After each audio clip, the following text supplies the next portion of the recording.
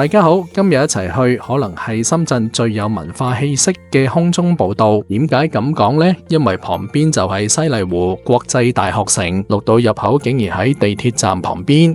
空中棧道慢慢斜上去，行落都幾舒服。咁我哋依家出發啦！今集要去嘅係西麗湖國際科教城綠道，地鐵5號線長嶺陂站 C 出口。今日我哋就會行佢哋開放咗嗰一段，來回總長度4.2公里，行程大約個半鐘。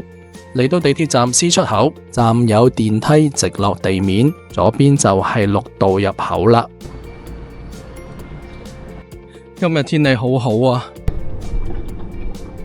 我哋一行到入嚟呢，就會見到啦，西麗湖國際科教城綠道。咁入到嚟之後呢，我哋就上斜就轉左嘅，都會有一啲嘅距離嘅指示。呢度係由0開始，似乎係一個步道嘅開始啦。咁然之後兩邊呢都會有唔同嘅樹同埋植物嘅喎。咁又幾得意，佢都會有一啲嘅教育嘅意味喺入邊啦。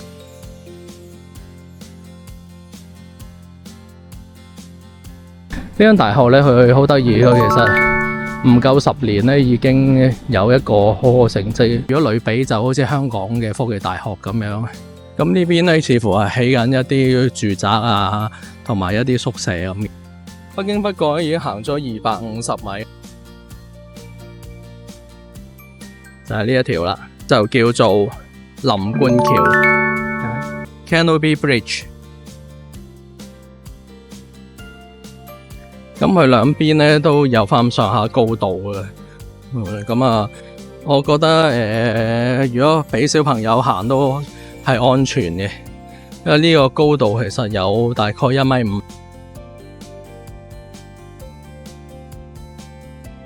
林冠橋嘅旁邊咧有個小嘅水池，呢個啡色嘅盒仔係啲乜嘢嚟嘅咧？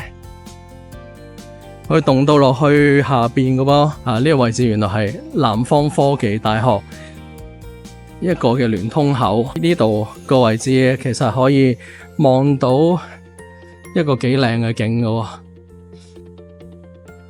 我就覺得呢段路先係綠道嘅正式開始，見到嘅係公園景，有小球場。再望遠少少就係長嶺陂水庫。喺呢度休息下真係唔錯喎。林冠橋呢個趨勢係向上嘅，我哋依家都行緊上坡路。咁呢個位置呢，就係南方科技大學嘅校園範圍嚟啦。咁我哋呢已經行到500米啦。係啦，我哋又見到有一個類似啡色嘅盒仔啊。我相信呢度都係去南方科技大學嘅一條必經之路嚟嘅。咁我哋睇下呢一邊望出嚟嘅景色咧，就係一個學校嘅裝置，好多球場。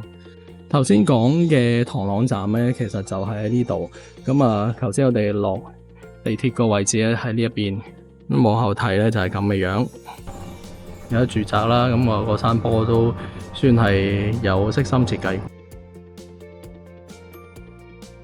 西麗湖國際科教城綠道全長21.4公里，將會連接大河沙綠道、西麗湖環湖綠道、省立綠道、龍華環城綠道。呢一集我哋係行示範段，全長2.1公里。沿途可以睇到長嶺陂水庫、南方科技大學，遠望唐朗山、陽台山美景。綠道有保安巡邏車，不過出現嘅頻率唔高。哇！前面有一條咧，好似一條空中嘅天橋啊！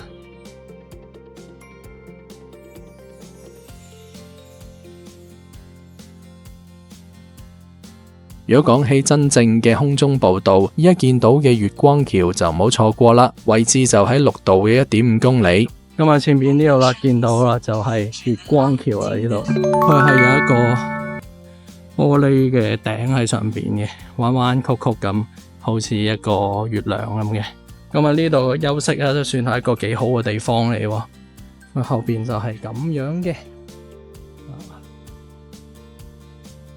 附近都冇乜嘢高樓大廈撞住，所以睇出嚟嘅景色咧都幾舒服。我都坐下先。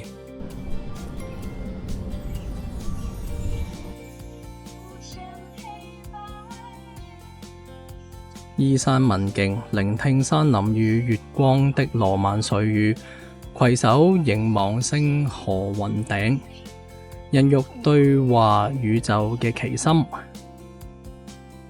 我哋再繼續向前行啦。咁喺燈柱會有播音樂嘅，已經過咗橋之後呢，就變返一條實路。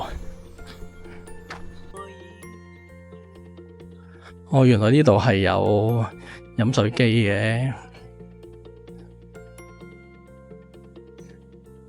試下先。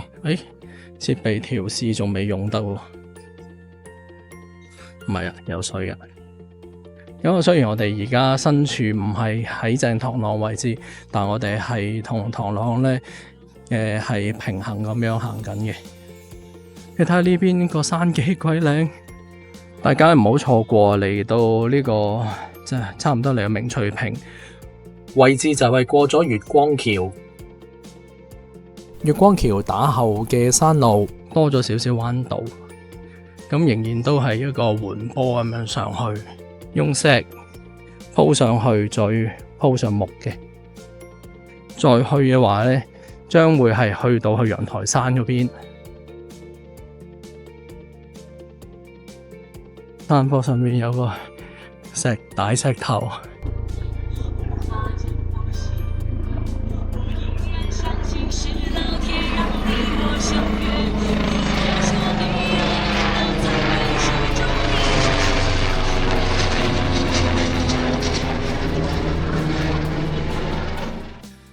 咁樣呢，我哋今日見唔見到前邊呢度呢？其實封咗，佢其實呢。明翠台呢個位置就呢個三角形呢一個嘅平台位置，咁我哋咧就呢度沿路翻去。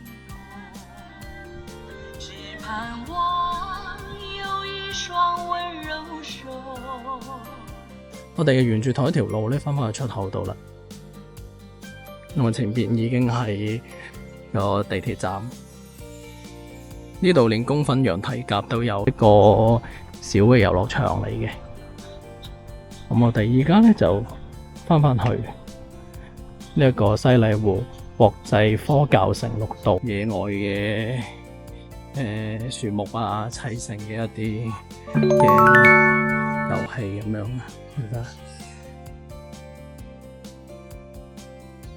仲有啲搖搖凳。野菜廳旁邊嘅洗手間竟然日式風格，做得相當之唔錯。你有時真係估唔到咧，喺個地鐵站個旁邊就即刻會有一條綠道，相當之方便。